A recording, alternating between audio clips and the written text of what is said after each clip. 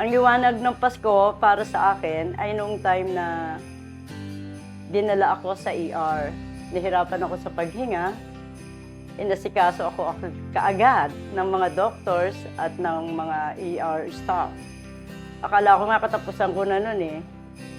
Na-diagnose ako bilang hyperthyroidism. At ngayon, sinisigaw ko na isa akong survivor sa tulong ng Perpetual Health Medical Center, Las Piñas. Yun ang liwanag ng Pasko para sa akin.